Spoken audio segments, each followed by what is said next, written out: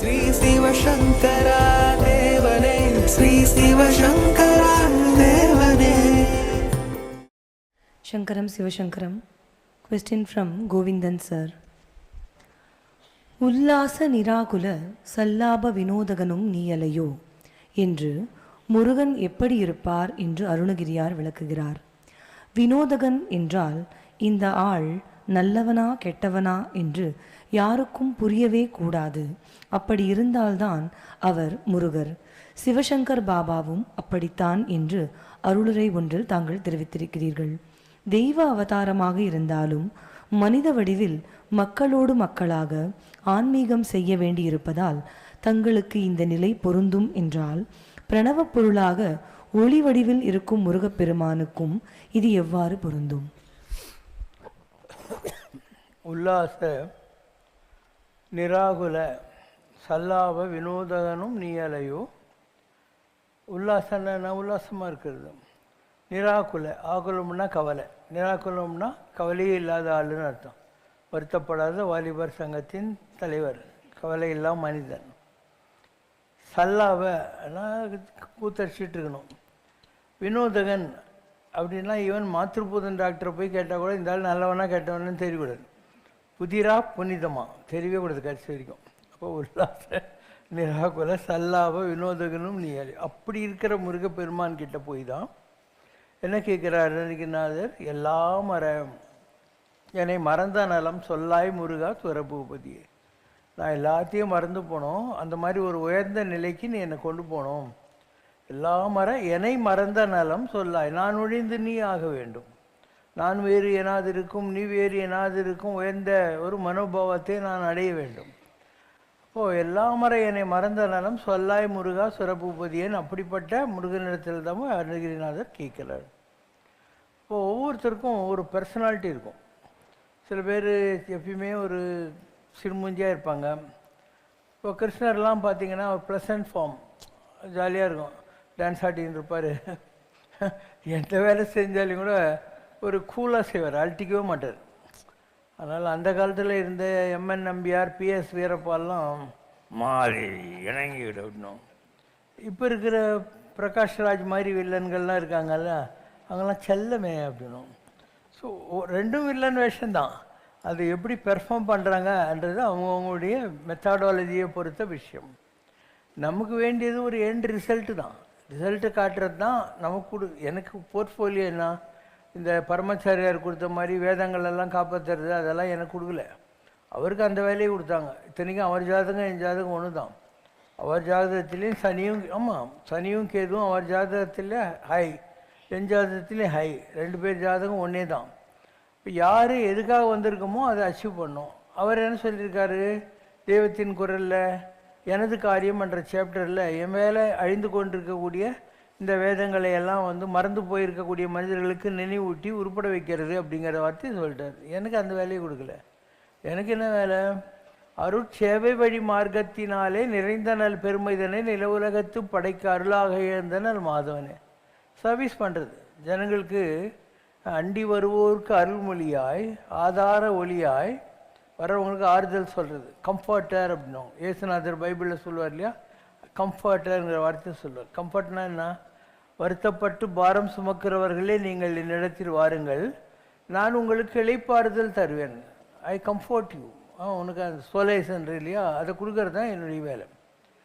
So அதுக்கு நாம் வச்சுருக்கிற இந்த அட்மாஸ்பியர், இந்த ஆம்பியன்ஸ், இந்த மெத்தடாலஜி தான் சூட் ஆகும். பாரு, எல்லா ஏஜ் குழந்தைங்களும் வராங்க. உங்களுக்கு உங்கள் வீட்டு குழந்தைங்களும் உங்கள் வீட்லேயே வேலை செய்ய மாட்டாங்க. எனக்கு பாரு எவ்வளோ வேலை செய்கிறாங்க ஓடி ஆடி இல்லையா. Every thing is perfect. யாரும் அதிகாரம் பண்ண மாட்டாங்க. எல்லாருக்கும் ஒரே ட்ரீட்மெண்ட்டு. எவ்வளோ நேரம் வேணாலும் நீ சாமி பாரு, ஒன்றும் ப்ராப்ளம் இல்லை. காலெலாம் செலவு எல்லாமே நீ தேறி இருக்கலாம், பல்லக்கு இழுக்கலாம், எல்லாமே ரொம்ப டிஃப்ரெண்ட்டாக எங்கே நடந்துக்கிட்டு இருக்கும். மக்களுக்கு இதெல்லாம் புரியறது கஷ்டம். அப்போ ஏதோ நம்ம சும்மா உட்காந்து ஜனங்களுக்கு ஆறுதல் சொல்லிட்டு போகிறோமான்னா அப்படி கிடையாது. கோடையிலே இலைப்பாற்றி கொள்ளும் வகை கிடைத்த குள்ளி தருவே தரு நிழலேன்னு வள்ளல் பெருமானார் சொல்கிற மாதிரி, ஏதோ ஒரு பாட்டி தலை மேலே சும்மாடு கட்டி சுமந்து உழல்வோரை காண்கையில் ஐயா சிதம்பர தேவானினை வணங்காத பேரன்றோங்கிறார் வள்ளலார். சும்மாடு வச்சு தலையில் விறகு சுமந்துன்னு போகிறாங்களே, அவங்கள பார்க்குற போது அவங்கெல்லாம் உன்னை கும்பிடலப்பா போன ஜென்மத்தில், அதுக்கு தான் இப்போ கஷ்டப்பட்டுன்னு இருக்காங்கன்னு தோணுது அப்படின்னு ராமலிங்க வள்ளலார் சொல்கிறார். ஸோ அந்த மாதிரி நாம் செய்யாமல் என்ன செய்கிறோம்? Because we have lot of exposure. யாம் மோதிய கல்வியும் மெம்மறியும் தாமே வேலைவார் தந்ததினால் அப்படின்னு எல்லாம் முருகர் கற்றுக் கொடுத்தார். கல்வியெல்லாம் கற்பித்தாய் நின்பால் நேயம் காண வைத்தாய். அதனால் அந்த ட்ரைனிங் இருக்குது, கடவுள்கிட்ட இருந்து நமக்கு நேரடியாக ட்ரைனிங் இருக்குது. எப்படி என்னான்ட்டு எல்லாத்தையும் நம்ம வாழ்க்கையில் பார்த்துட்டோம். நல்லது கெட்டது எல்லாத்தையும் பார்த்துட்டோம். கோர்ட்டு கேஸு, மானம் அவமானம் துரோகம் எல்லாத்தையும் வாழ்க்கையில் பார்த்துருக்கோம். அதனால் நமக்கு ஒரு புள்ளி வச்சேன்னா நான் கோலம் போட்டு போயிட்டே இருப்பேன். உன் ப்ராப்ளம் என்னங்கிறது புரிஞ்சுக்குவேன் நான். அண்டு ரொம்ப எஃபர்ட்லெஸ்ஸாக இருக்கும். என்னுடைய வழிமுறைகள் ரொம்ப எஃபர்ட்லெஸ்ஸாக இருக்கும். ஒன்று 2 எக்ஸாம்பிள் சொல்கிறேன். நம்ம சேரில் உட்காந்துருக்கார் இல்லையா சாரு, அவர் கோவிந்தராஜன் சொல்லி போலீஸில் பெரிய போஸ்ட்லேருந்து ரிட்டையர் ஆகிட்டார். இப்போ பக்கத்தில் இருக்கிறது அவருடைய சன், அவர் சிங்கப்பூரில் இருக்கார். ஸோ கோவிந்தராஜன் சாரு ஒரு ஒரு நேரத்தில் வந்து அவருக்கு இது இருந்தது, மண்டையில் 2 போலீஸ்காரங்க அவரை வந்து காலில் மெரிக்கணும் மண்டியில். என்ன மாத்திரை மருந்து சாப்பிட்டாலையும் சுமார் ஆகவே ஆகாது. 2-3 தடவை அவரே சுட்டுக்கிறதுக்காக கன்னெல்லாம் எடுத்துக்கிட்டார், தாங்க முடியாத அந்த மாதிரி இருக்கிற. இப்போ அவருக்கு ஒரு ஃப்ரெண்ட் இருந்தார், வெங்கட்ராமன். அவர் போலீஸில் இந்த ரேடியோ சர்வீஸில் அதில் இருந்தார்.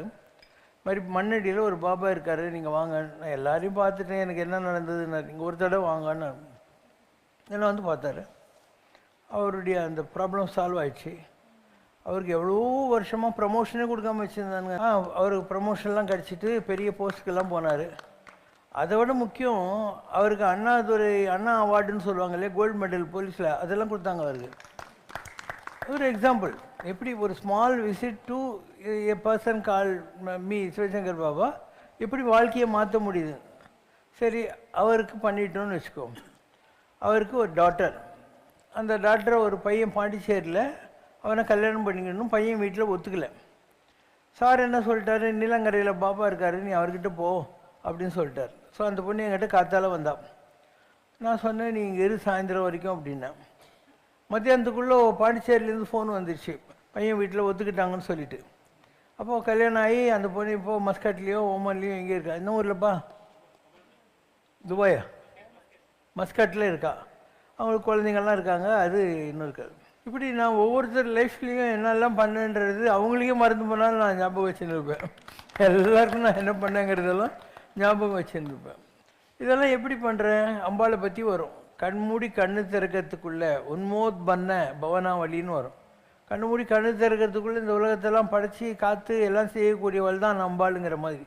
அப்படி சில பேருக்கு கடவுள் இந்த நம்ம போர்ட்ஃபோலியோ இது, அதுக்கு வேண்டிய திறமைகள், அதுக்குள்ள தவம் எல்லாம் நமக்கு கொடுத்துருக்கார் கடவுள். அதனால் நம்ம மைண்டில் நினச்சா போகிறோம். தவமும் தவமுடையார்க்கே ஆகும். வேண்டியாங்க எய்தலால் தவம் யாண்டும் உயரப்படும். ஏன் தவம் செய்யணும்? என்ன நினைக்கிறோம் எல்லாம் தான் நடக்கும், அதுக்காக நீ தவம் செய் என்று வள்ளுவர் சொல்லுகிறார். இதுதான் என்னுடைய சிஸ்டம். ஒன்றுமே அழட்டிக்க மாட்டேன், எந்த பரிகாரம் எந்த பூஜை சொல்லவே மாட்டேன். And I do it. என்னுடைய மைண்டில் நான் அதை முடிச்சுட்டு போயிட்டே இருப்பேன். இது உங்களுக்கு புரியறது ரொம்ப கஷ்டம், எப்படி இதெல்லாம் நடக்குதுங்கிறது. நிறைய பேர் லைஃப்பில் இந்த மாதிரி பண்ணியிருப்போம். நம்ம பக்கத்தில் ஒரு பொண்ணு உட்காந்துருக்கா. அவள் வந்து மெடிக்கல் சீட்டும் கிடச்சிது, பல்லு டாக்டருக்கும் கிடச்சிது. ஷி ஆப்டட் ஃபார் பல்லு டாக்டர். அவங்களாம் 98%, 99% மார்க் வாங்கின பிள்ளைங்க. அவளுக்கு ஒரு அக்கா ஒருத்தி இருக்கா, இப்போ அமெரிக்காவிலேருந்து இங்கே வந்திருக்கான். இவளுக்கு நான் தான் கல்யாணம் பண்ணி வச்சேன். நம்ம வினயின்னு சொல்லிட்டு இருக்கார் இல்லையா, அவரை கல்யாணம் பண்ணி வச்சேன். அவங்களுக்கு 2 பசங்க. அவனும் ரொம்ப பெரிய போஸ்ட்டில் இருக்கான். இங்கே வந்து செட்டில் ஆகிட்டாங்க. இந்த 2வது பொண்ணு இல்லையா, அவள் ஒரு கூடவே காலேஜில் படித்த பையன். அவள் ரொம்ப நல்லா படித்தா, அதனால் அவளுக்கு ஸ்காலர்ஷிப்பெல்லாம் கொடுத்தாங்க. அமெரிக்காக்கெல்லாம் போனான். அந்த பையனும் அமெரிக்கா போனான்.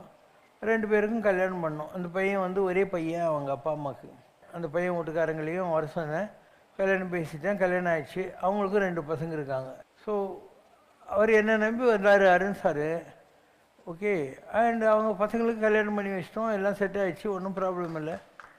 அண்ட் அவருக்கே நான் என்னெல்லாம் பண்ணேன்னா சிரிப்பாக இருக்கும். அவர் வந்து ஒரு 7 படிப்பு படித்தவர். எம்ஏ எம்பிஏ என்னென்னலாம் படிச்சிருந்தார். ரொம்ப பெரிய போஸ்ட்டில் இருந்தார் அவர். என்னமோ கம்பெனி ஐசிஐயில் ரொம்ப பெரிய போஸ்ட்டில் இருந்தார். அவர் என்கிட்ட ஒரு நாள் வந்து, நான் வந்து வேலையெல்லாம் விட்டுட்டு போகிறேன், வந்து ஆன்மீக வாழ்க்கையில் ஈடுபடணும். நான் சொன்னேன், லூஸா? அவர் ஏஷியா ஆப்ரேஷன்ஸ் மேனேஜர். நான் அவர் கூட நிறைய ட்ராவல் பண்ணியிருக்கேன். ஃபாரின் கண்ட்ரிஸு நாங்கள் 2 பேரும் நிறைய போவோம். ரொம்ப லவ்விங் பர்சன்.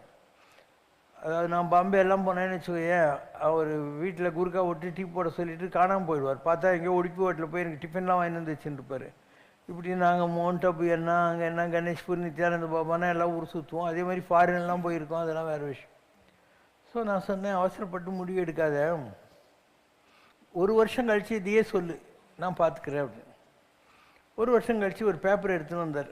எனக்கு இவ்வளோ பென்ஷன் கிடைக்கும், இவ்வளோ பேங்க்கில் இருக்குது, இவ்வளோ சொத்து இருக்குது, இதை வச்சு என்னால் ஜாலியாக இருக்க முடியும். சரி, வேலையை விட்டுட்டு வா, அப்புறம் பார்த்துக்கலான்னு.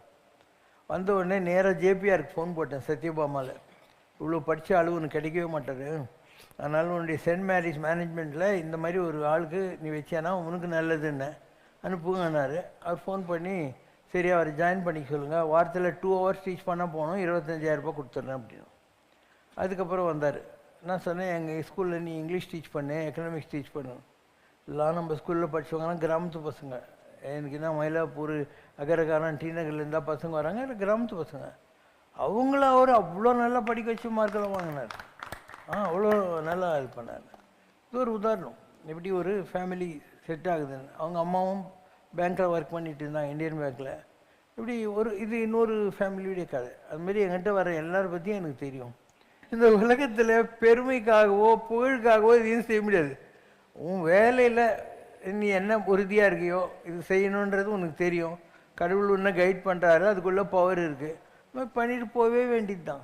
இதுதான் என் வேலை. என் வேலை என்னை நம்பி வர்றவங்களுக்கு ஏதோ ஒரு வகையில் வழிகாட்டுறது. ஓகே, அது பண்ணிக்கிட்டு தான் இருக்கேன். நான் அரட்டிக்காமல் பண்ணிகிட்ருக்கேன். நான் என்ன உங்கள்கிட்ட காசு வாங்கன்னா உங்களுக்கு ஏதோ சாப்பிட்றதுக்கு கொடுப்பாங்க, ஜூஸ் கொடுப்பாங்க, சாக்லேட் கொடுப்பாங்க, பாடுறவங்க பாடுவாங்க, தேர் பலகெல்லாம் முடிஞ்சு போயிடும், ஆர்த்தியெல்லாம் ஆகி போயிடும். ஏதோ கேள்வி கேட்டீங்கன்னா எனக்கு தெரிஞ்ச பதிலில் நான் உனக்கு சொல்ல போகிறேன், அவ்வளோதானே. இதில் எங்கே இருக்குது? எந்த வகையிலையும் ஒரு சீட்டிங் இல்லை ஜனங்களை ஏமாற்றி அவங்கக்கிட்ட காசு பிடுங்கிறது இது எதுவுமே கிடையாது இல்லையா. எனக்கு பணமே தேவையில்லைன்னு நான் 1000 தடவை சொல்லிட்டேன். ஏன்னா ஜாதகம் அந்த மாதிரி நிஜம். என் ஜாதகம் ரொம்ப நல்ல ஜாதகம். ஒரு பகவான் என்னன்னு தெரியுமா? பகம் யார்கிட்ட இருக்கோ அவன் தான் பகவான். பகம்னா என்ன? எதுக்குமே பஞ்சம் இல்லாத ஒரு ஆள். நான் சாப்பிட மாட்டேன், கொஞ்சம் தான் சாப்பிடுவேன். இப்போ யாரோ கல்யாணம் பண்ணாங்க 3 நாளைக்கு முன்னால், அவங்க 2 கேரி ஆரம்பிச்சாங்க. நான் வந்து 2 ஸ்பூன் சாதம், மீதியெல்லாம் காய்கறி ஒன்று சாப்பிட்டுட்டு எடுத்துன்னு போங்க அப்படின்ட்டு. இந்த மாதிரி வளவலான சாப்பிட மாட்டேன். எனக்கு தேவைகள் இல்லை. எனக்கு என்ன தேவை இருக்குது? ஒன்றுமே இல்லை. அதனால் உங்களுக்கு என்னை புரிஞ்சுக்கிறது கஷ்டம். சிவசங்கர் பாபா என்பவர் எந்த தேவைகளும் மற்றவர். யாதனின் நீங்கியான் இடும்பை நோதன் அதனின் இளன்.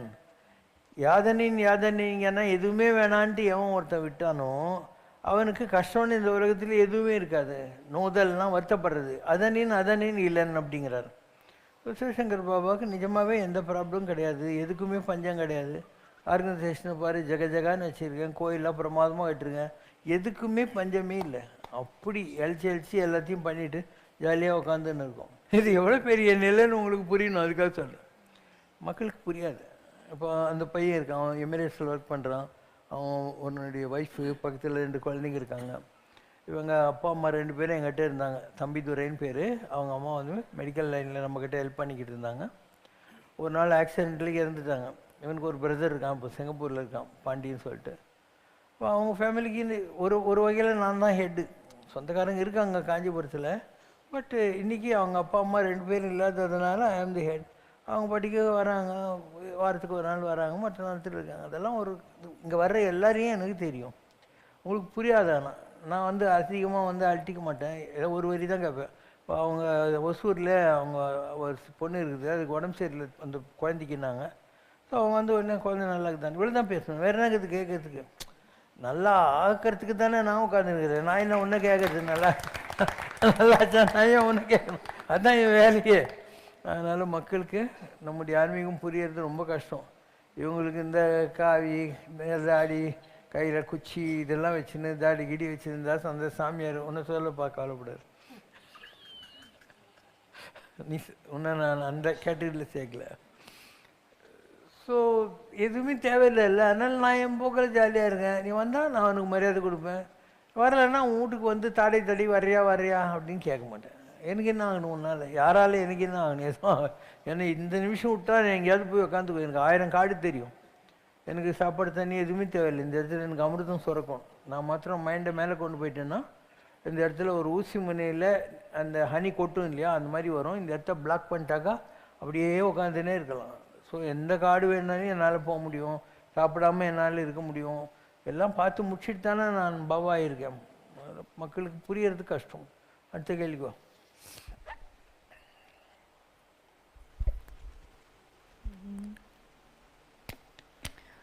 Question from Sainathan Sivasankar. மனித பிறவியில் மனதில் தோன்றும் ஆசை, கோபம் முதலிய உணர்வுகளால் கர்ம வினைப்படி அடுத்த பிறவி நிர்ணயிக்கப்படுகிறது. எண்ணங்கள் பிறவிக்கு விதையாகின்றன.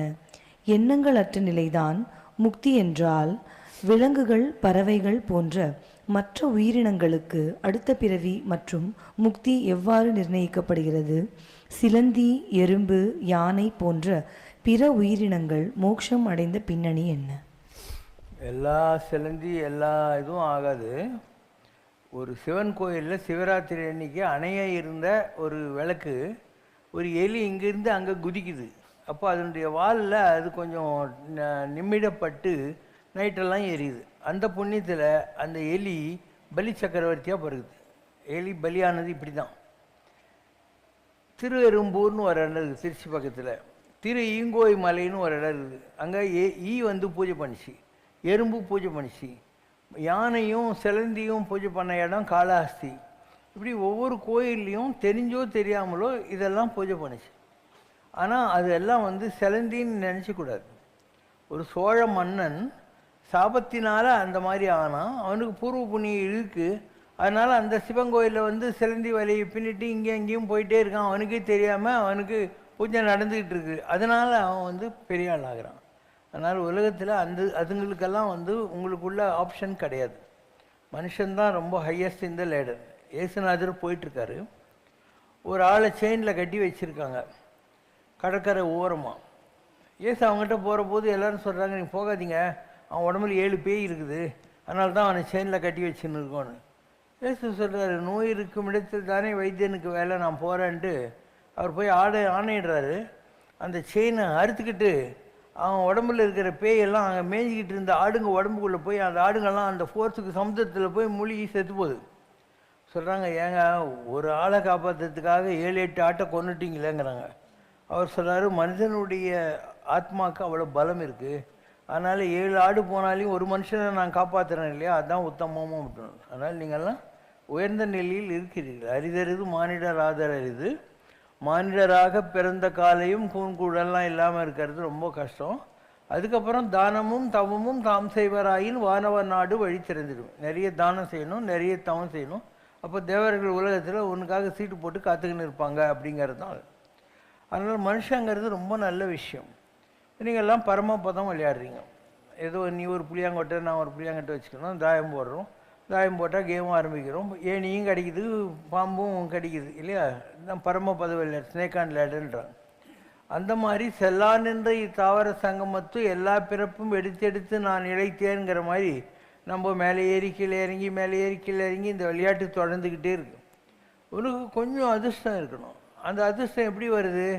நீ வந்து 98வது கட்டம் வந்துட்ட, 99ல் பெரிய பாம்பு இருக்குது, உன்னை திருப்பி தாயம் போட வச்சிரும். அப்போ நீ என்ன பண்ணுவ? முருகா முருகா 2 விடணும்னுவ. அந்த மாதிரி நீ கடவுளை கும்பிட்றத தவிர வழியே கிடையாது. இல்லைன்னா 99 திருப்பி இறங்குவேன்.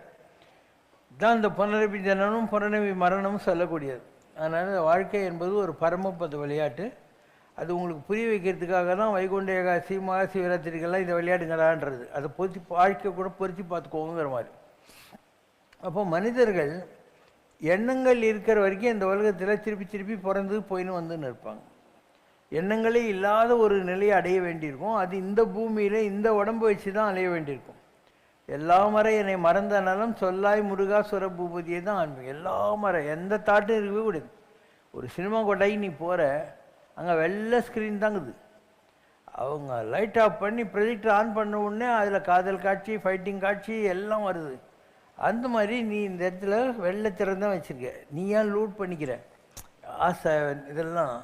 ஸோ ஸோ ஆசானுகளும் துகளாயின பின் தான் பேச அனுமதி பிறக்கும். இப்போது அந்த எண்ணங்கள் இல்லாத ஒரு நிலை இல்லையா, அது வந்து நேக்கட் மைண்டுன்னுவாங்க, நிர்வாணம் அப்படின்னு புத்தர் சொல்கிறது. வாச்சா மோகோச்சரம் என்று நம்முடைய வேதங்கள் எல்லாம் சொல்லுகிற விஷயம் அதுதான். அப்போ உன் மைண்டில் எந்த எண்ணமும் இல்லைன்னு வச்சுக்கோ, அப்போ நீ உலகத்துக்கு வரமாட்டேன். ஏன்னா உன்னை இந்த உலகத்துக்கு இழுக்கிற எந்த விஷயமும் உங்கள்கிட்ட பெண்டிங் இல்லை, எந்த எண்ணமும் உங்கள்கிட்ட பாக்கி இல்லை இல்லையா. இதுதான் ஜனங்களுக்கு புரியாத ஒரு விஷயம். நான் நீலாங்கரையில் இருந்தேன். ஒருத்தர் பெரிய ட்ராவல் கம்பெனி வச்சுருந்தார். இப்போ அது இல்லை, மூட்டாங்க. வந்து அடுத்த பிறவிலையாவது நாங்கள் 2 பேரும் ஹஸ்பண்ட் ஒய்ஃபாக இருக்கணும்னு ஆசீர்வாதம் பண்ணுங்கன்ட்டு. அப்போ நீயே தானே அடுத்த பிறவிக்கு இப்பயே விதை போட்டியா இல்லை நீ? நல்ல யோசனை. இதுதான் ஜனங்க செய்கிற தப்பெல்லாம். இவங்க கடையை கட்டிட்டு போகலாமான்றதை விட்டுவிட்டு அடுத்த பிறகு இப்பயே அவங்க ரெடி பண்ணிடுறானுங்க. ஸோ ஒரு செல்ஃபோன் வாங்குற, அதில் சிப்பு எம்டி ஆகுது. நீ தான் அதில் உன் நம்பர் சொல்லு, அதை லோட் பண்ணி இதை லோட் பண்ணுன்னு சொல்லி அதில் ஏற்றிக்கினேங்கிற எல்லாத்தையும். எதுவுமே இல்லைன்னு வச்சுக்கோ. நான் ஃபோனே வச்சுக்கிறது இல்லை, இவ்வளோ வருஷம் ஆகிடுச்சு. ஃபோனே வச்சுக்கிறது இல்லை. ஏதாவது இருந்தால் சொல்லுவாங்க, பதில் வாயில் தான் சொல்கிறது. நம்ம அது மாதிரி மாற்றிடும். நான் இப்போ இவ்வளோ பெரிய இன்ஸ்டிடியூஷன் நடத்துகிறேன். நான் போக நாடே கிடையாது உலகத்தில். நான் அண்டார்டிகா வரைக்கும் ஃபோனே வச்சுக்காமல் எப்படி கதை பண்ணுறேன் நீயே சொல்லு பார்க்கலாம். அப்போ நீங்கள் தான் தேவையில்லாமல் இந்த ஃபோனை வச்சுக்கணும். லொடுக்குள்ள உன் நம்பர் சொல்லு. ராத்திரியில் அது பாட்டிக்கு அடிச்சுக்கின்னு இருக்கும். தூக்கத்தில் இப்படி இருந்துச்சு, தூக்கமும் போச்சு. இப்படி தான் நீங்களாக உங்கள் பீஸ் ஆஃப் மைண்டை கெடுத்துக்கிறீங்க. அப்போ எல்லாம் என்னை மறந்தானாலும்னா இருக்கிற நம்பர் அந்த இது இருக்கு இல்லையா, மெமரி, அதெல்லாம் தூக்கி போடு. திருப்பியும் பிளாங்க்கு கொண்டு வா. உன்னுடைய சிப்பை, மைண்ட் சிப்பை பிளாங்க்கு கொண்டு வா. அப்போது இந்த உலகத்தில் நீ திருப்பி வரமாட்டேன்.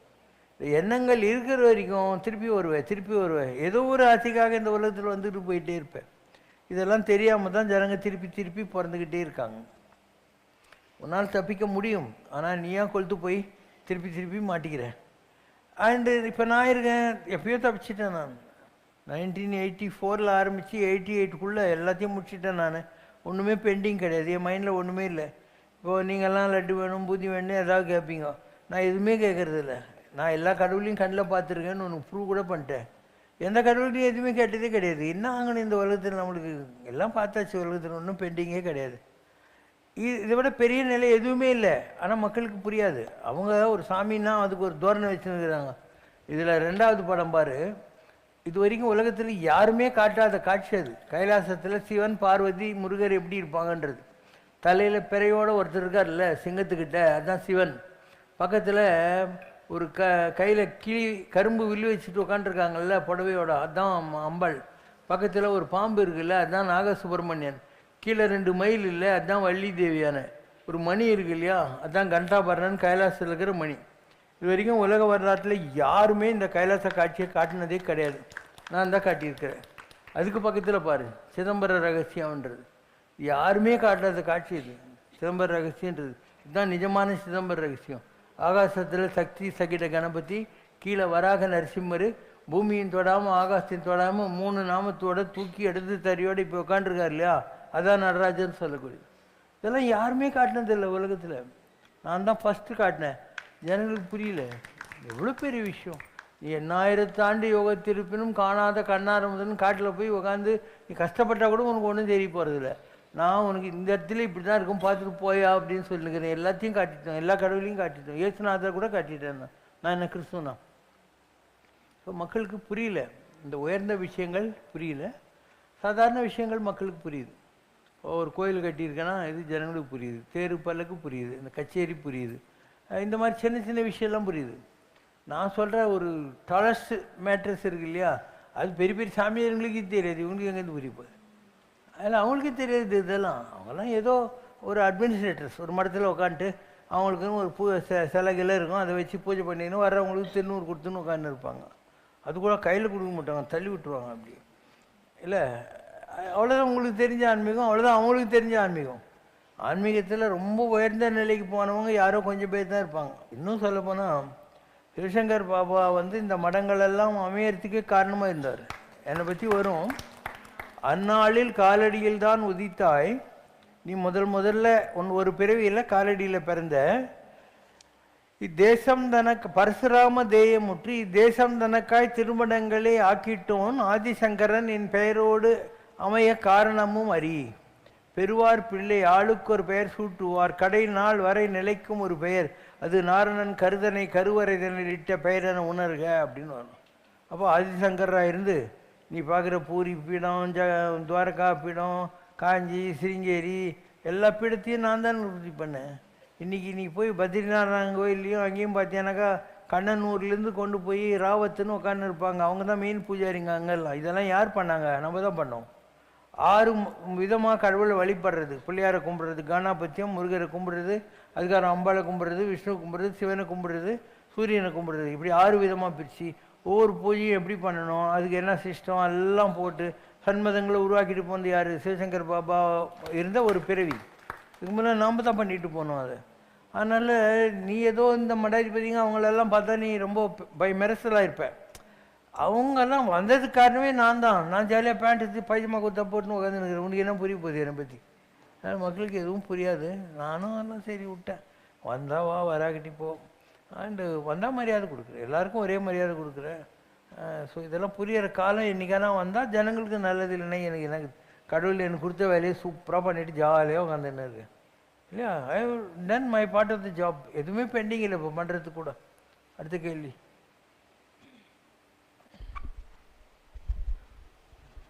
Question from Nagarkovil Priya. In your speeches, you say that experiencing life is the best way to give up desires. But for some people, the greed never ends. How can someone like that avoid material temptations when getting more and more money or materials? கிம்சாரே சம்சாரா அப்படிங்கிற கேள்வியை ஆதிசங்கரர் எழுப்புறார் அவருடைய பிரசனாகர ரத்னாகரம் என்ற ஒரு புஸ்தகத்தில். கேள்வி பதில் மணிமாலை. அதில் கிம்சாரே சம்சாராங்கிறார். இந்த வாழ்க்கை இருக்கு இல்லையா, சம்சாரம் அப்படின்றது, இதில் என்ன எசன்ஸு அப்படிங்கிறார். அதுக்கு அவர் என்ன பதில் சொல்கிறாரு? சம்சாரே சாரான்றது. ஒரு ஆரஞ்சு பழன்றது அதை புளியாக வர்ற ஜூஸு தான். அந்த மாதிரி இந்த வாழ்க்கையை நாம் பெறுகிற பல்வேறு பிட்டர் எக்ஸ்பீரியன்சஸ் இருக்கு இல்லையா, அதுதான் இந்த வாழ்க்கையினுடைய சாரம். அதனால் நீ எதோ இப்போ கல்யாணம் ஆகாமல் இருந்துச்சுன்னா பண்ணிக்காத, ஆயிருந்தால் விட்டுறாத, அவ்வளோதான். ஒரு குறிப்பிட்ட நேரத்தில் உனக்கு ஞானத்தை எடுதல் வருது, ஆயிருந்தால் நீ விட்டு போகக்கூடாது. அப்போ அடுத்த ஜென்மத்திலையும் அவங்களே கட்டிக்கின்னு ஆகணும் இல்லை, அதனால் விட்டுறக்கூடாது. ஆகலையாக தேடாத, ஆகலையாக தேடக்கூடாது. இந்த யாட்சிக்கை நீ வச்சுக்கோ. ஒரு ராஜகுமாரன் இருந்தான், அவன் சுயமரத்துக்கு போகிறான். சுயமரம்னா ராஜகுமாரி மேலே இருந்து பாப்பா, இவங்க ராஜகுமாரெலாம் சேரில் உட்காந்துக்கினே இருப்பாங்க. போகிற வழியில் ஒரு சாமியாரை பார்த்தான். சாமியாரே, நீ எங்கூட வந்து பக்கத்தில் நின்று எனக்கு கொஞ்சம் பிளெஸ்ஸிங் பண்ணுங்க அப்படின்னு சொன்னான். அவரும் வந்தார். இவன் உட்காந்துருக்கான், அவருக்கு பின்னால் ஒரு சேரில் சாமியார் உட்காந்து இருக்கார். ராஜகுமாரி மேலேருந்து பார்த்துட்டு இருக்கான். இவன் வேங்கை நாட்டு அரசன், அவன் சோழ நாட்டு சிற நாட்டுலாம் சொல்கிறாங்க. அவன் நேராக மாலையோடு வர்றான். நம்ம ராஜகுமாரன் கழுத்தை ரெடியாக வச்சுன்னுக்கிறான், நமக்கு தான் வரப்போகுது. அவள் பின்னால் இருக்கிற சாமியார் கழுத்தில் போடுது. நான் எந்த சுயமரத்துக்கும் போகிறதே இல்லை.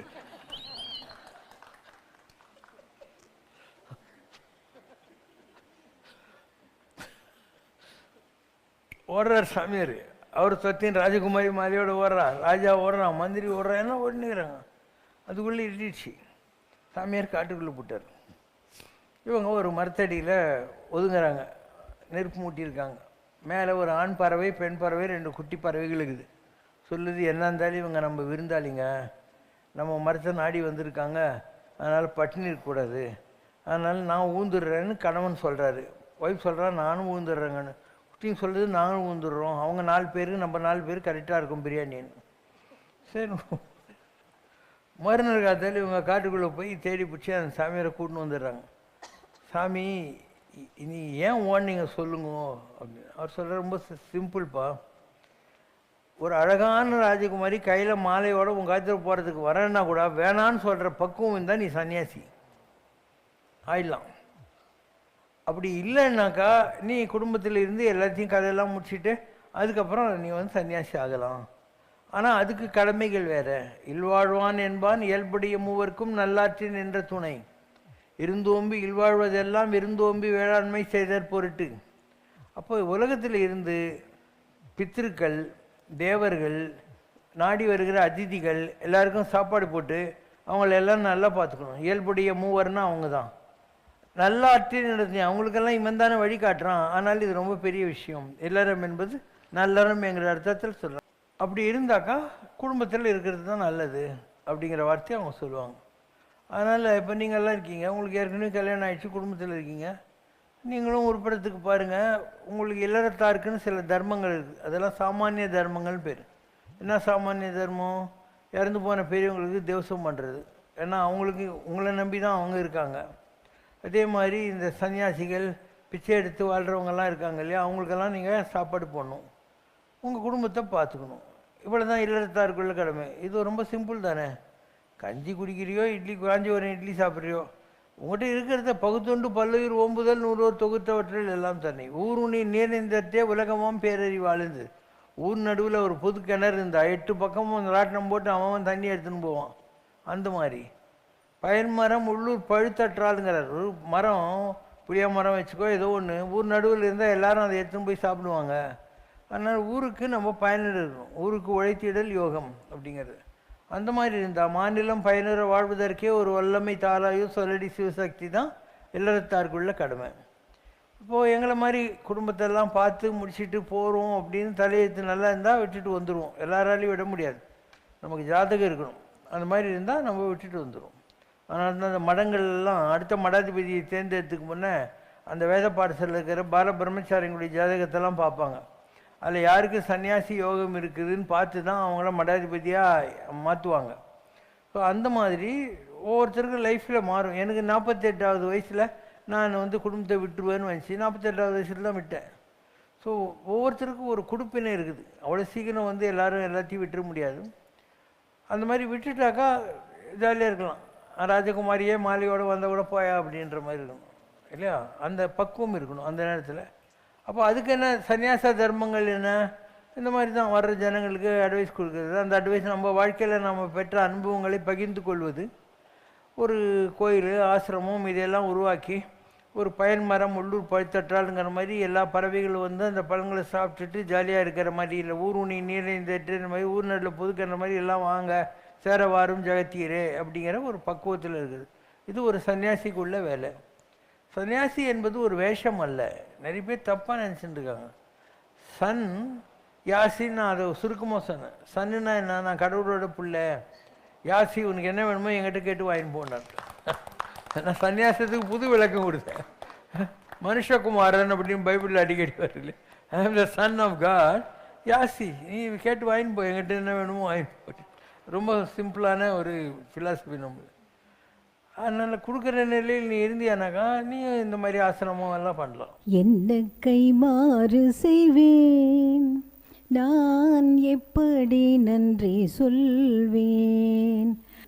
தன்னை தருவதற்கு பிறந்த தயாளனே சங்கரனே, என்ன கைமாறு செய்வேன் நான், எப்படி நன்றி சொல்வேன்.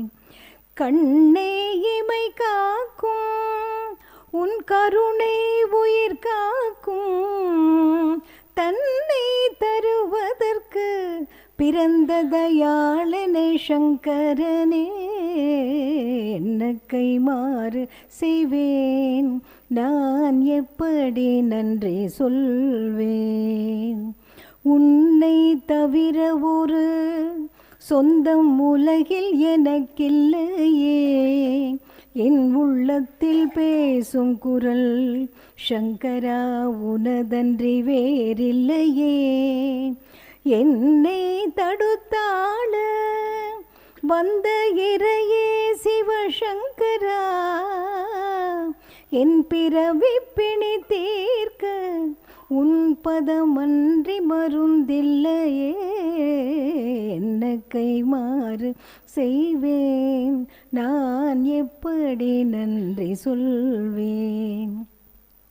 தேடி அடைந்து விட்டேன் இனி தேவை எதுவும் இல்லை, என் நாடி பிடித்து விட்டாய் இனி நாட்டம் எதிலும் இல்லை. கோடீஸ்வரன் தந்த எங்கள் குறையில்லா கோவிந்தனே, என்னை கொள்ளை நீ கொண்ட பின்னே இனி கொடுப்பதற்கெதுவும் இல்லை. என்ன கைமாறு செய்வேன், நான் எப்படி நன்றி சொல்வேன். என்னை தருவதன்றே வேறு எதை உனக்கு தருவேன். சங்கரா, என்ன கைமாறு செய்வேன், நான் எப்படி நன்றி சொல்வேன். ஓம் ஜெய் சிவ சங்கரரே சுவாமி ஜகத் பரிபாலகரே, ஆதி சங்கர அவதாரா அநாத ரக்ஷகரே. ஓம் ஜெய் சிவ சங்கரரே. அன்னையும் தந்தையும் நீவென்றறிந்தும் அன்பில் நனைகின்றோம் சுவாமி, அன்பில் நனைகின்றோம். ஆசானும் இறையாகிய தேவா நின்னடி பணிகின்றோம். ஓம் ஜெய் சிவ சங்கரரே. கைலையை பன்முறை வலம் வந்தாய் ஓ கருணாகர கீர்த்தி சுவாமி, கருணாகர கீர்த்தி. மயிலையில் நின்று வரம் தருகின்றாய் மங்களகர மூர்த்தி. ஓம் ஜெய் சிவ சங்கரரே. ஆனந்த சாகரம் தனிலம்மை ஆழ்த்தும் அற்புத அருள் ஜோதி சுவாமி, அற்புத அருள் ஜோதி. ஆரத்தி செய்து பாடி மகிழ்ந்தோம் அருள்வாய் பரஞ்சோதி. ஓம் ஜெய் சிவ சங்கரரே. நாராயண நாராயண ஓம் சத்யநாராயண நாராயண நாராயண ஓம். நாராயண நாராயண ஓம் சத்யநாராயண நாராயண ஓம் சத்யநாராயண நாராயண ஓம். ஓம் ஜெய் சிவ சங்கரரே. அம்மையோடு அப்பனென வந்தவர்க்கு மங்களம், ஆசானும் தெய்வமுமாயானவர்க்கு மங்களம். இத்தரை துயர்கள் எல்லாம் தீர்ப்பவர்க்கு மங்களம். ஈஸ்வராவதார சிவசங்கரர்க்கு மங்களம்.